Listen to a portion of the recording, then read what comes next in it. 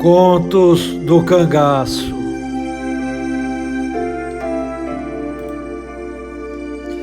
Os campos de concentração do Ceará, os currais humanos.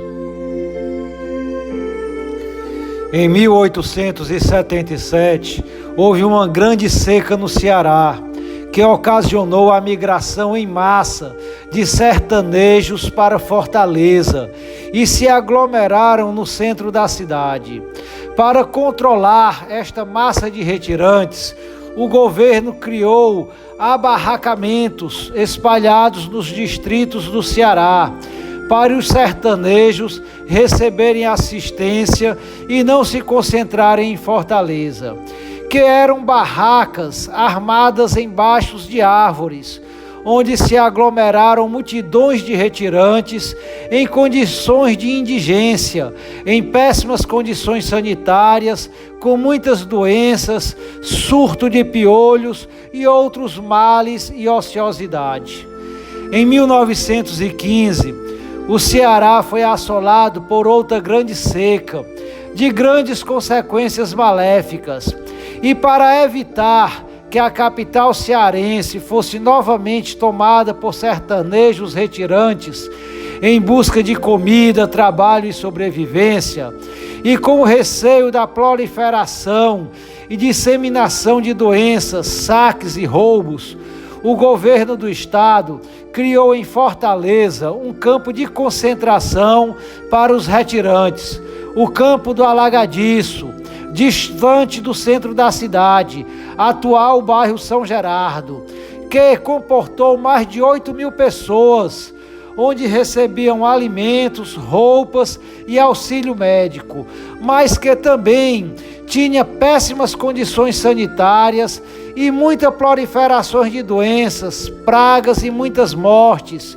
e de onde os homens e rapazes eram mandados para trabalhar em obras públicas de terraplanagem.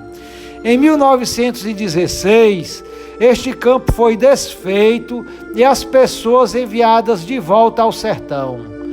Após 17 anos, em 1932, o Ceará enfrentou outra grande seca e desta vez o governo federal de Getúlio Vargas criou 7 campos de concentração no Ceará, nas cidades de Crato, Senador Pompeu, Quixeramobim, Cariús, Ipu e 2 em Fortaleza, nos bairros atuais de Pirambu e Tauape,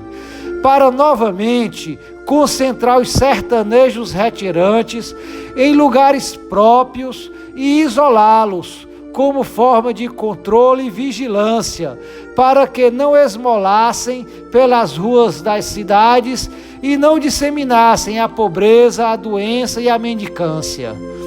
Estes campos de 1932 foram mais organizados. Houve o alistamento sistemático das pessoas,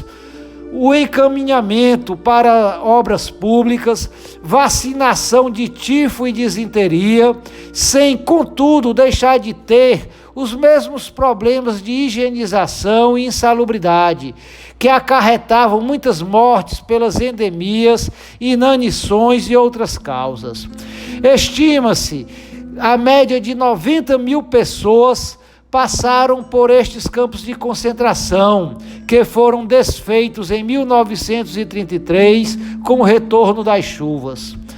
Apesar de estas estruturas terem sido chamadas de campos de concentração